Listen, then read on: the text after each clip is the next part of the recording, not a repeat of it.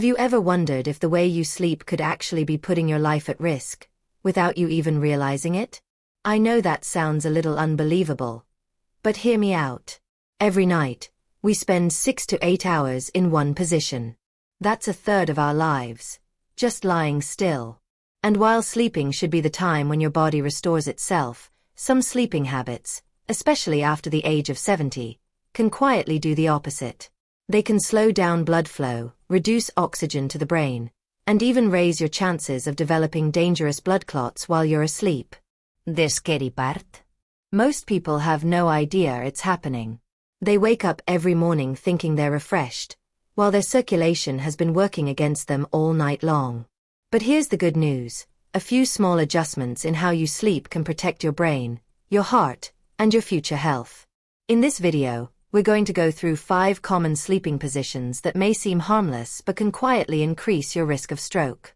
And don't skip ahead. The last one is so surprising that most doctors never even mention it. Before we dive in, remember, this isn't about fear. It's about awareness. Because the more you know, the better you can protect yourself. Why sleeping position matters more after 70? Now you might be wondering, why does this matter more as we get older? Well, there are 3 key reasons. Slower circulation. After 70, our blood vessels naturally lose some of their elasticity.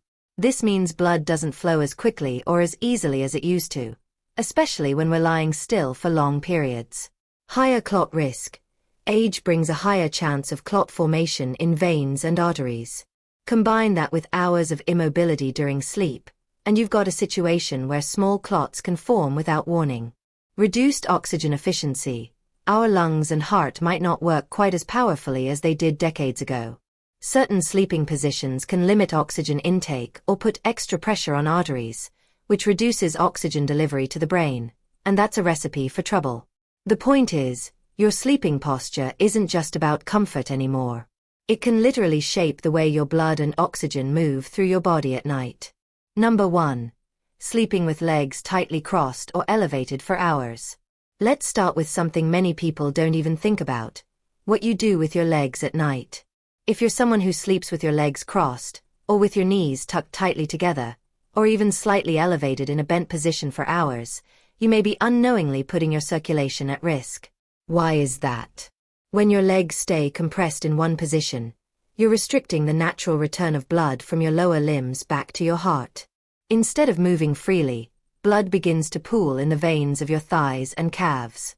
This pooling can set the stage for deep vein thrombosis, a clot that forms deep inside your veins. And here's the danger: a clot in your leg doesn't always stay in your leg. It can travel to your lungs, causing a pulmonary embolism, or even to your brain, triggering a stroke.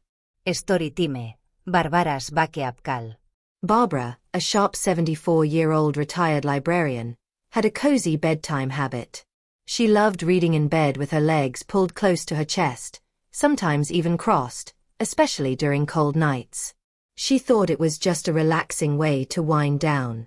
But one morning, Barbara woke up with a strange numbness in her right leg.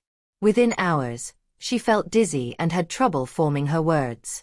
She'd had a mild stroke. Her doctors explained that reduced circulation from her habitual sleeping posture had contributed to clot formation over time. Barbara was shocked, and so was her family. Why age makes this risk higher? When we're younger, our veins and arteries are more flexible, and our muscles are better at pumping blood, even when we're still. But after 70, those natural safeguards weaken. If you're already dealing with varicose veins, high blood pressure, or diabetes, the problem can snowball even faster.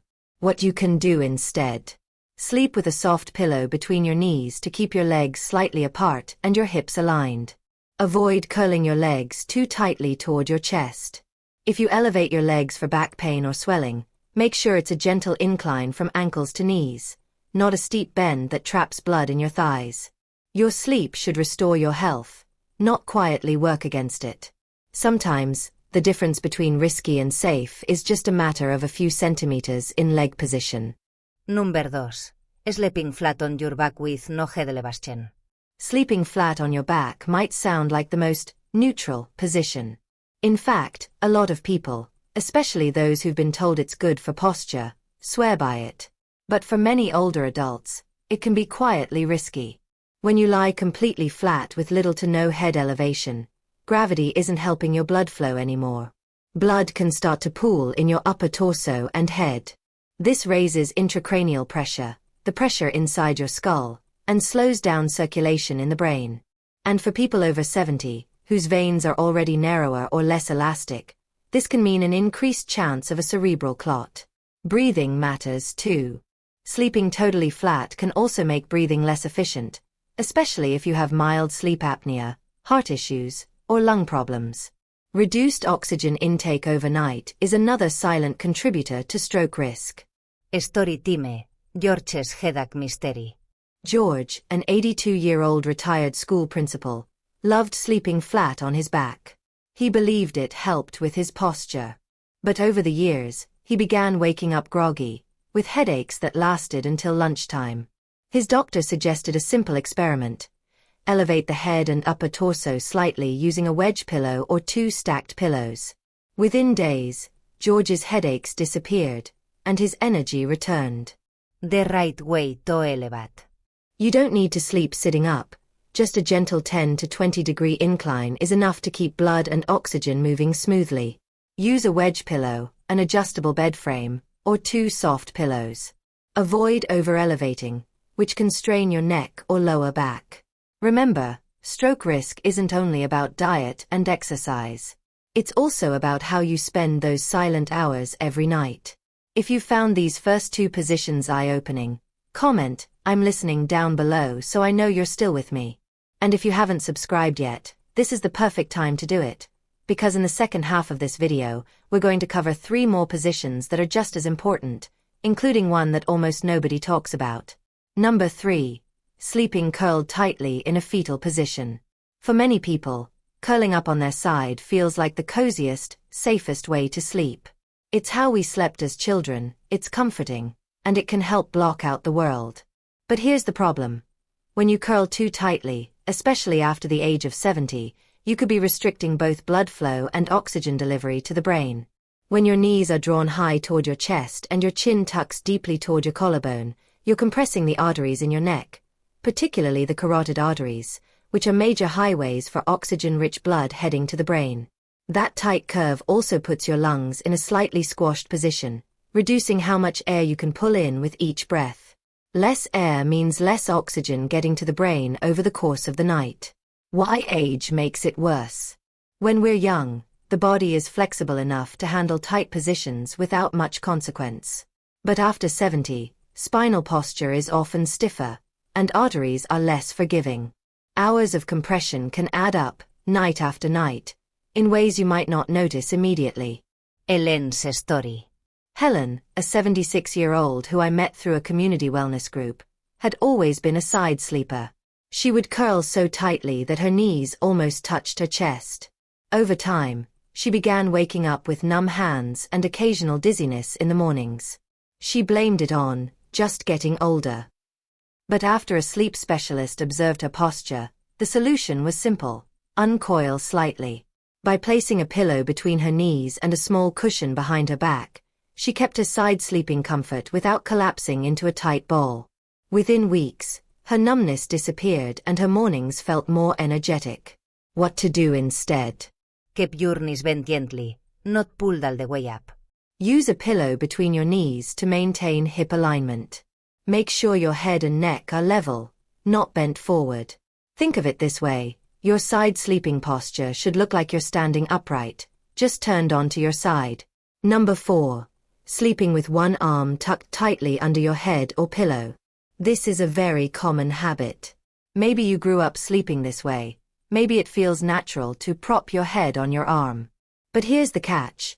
Tucking an arm tightly under your head for hours can compress both blood vessels and nerves. When you press down on your arm, you're rotating your shoulder forward, which can pinch the subclavian artery, a major blood vessel that helps supply blood to the brain. Over time, that compression can slow circulation, create pockets where blood stagnates, and even raise the risk of clot formation. The nerves running through the shoulder and arm also suffer. If you've ever woken up with numbness, tingling, or weakness in your arm or hand, that's your body warning you that circulation and oxygen flow are being cut off. Leonard's lesson. Leonard, a 72-year-old retired machinist, thought the tingling in his left arm every morning was just part of aging. But one day, he experienced sudden dizziness and blurred vision. A checkup revealed that his long-term sleeping habit, arm under head every night, had been reducing blood flow to his brain. Once he switched to using a properly shaped neck pillow instead of his arm, the symptoms stopped. Better options. Use a pillow designed to support the curve of your neck, so your head isn't resting on your arm.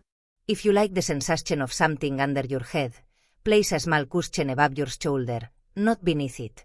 Your brain will thank you for keeping circulation open all night long. Number 5. Sleeping with your neck sharply twisted to one side. Some people can fall asleep anywhere, on the couch, in a recliner, even with their neck bent at a sharp angle.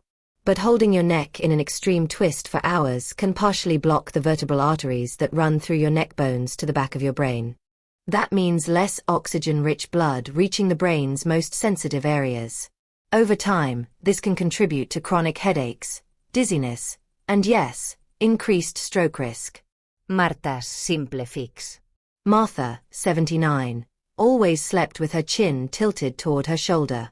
She often woke with neck stiffness and a strange off-balance feeling. Once her doctor suggested a pillow that kept her head aligned with her spine. Her symptoms started to fade. She hadn't realized something as small as neck position could influence brain circulation. Prevention tips.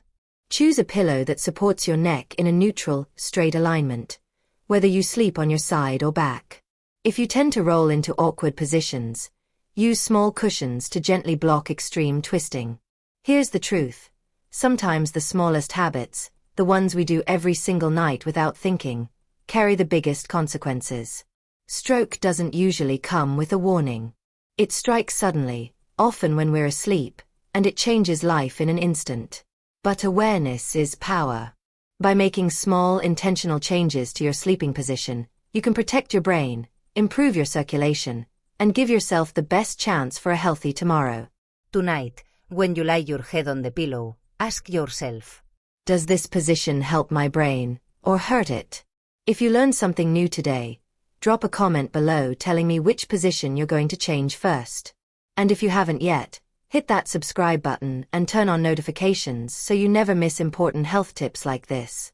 Your health, your rest, and your future are worth it.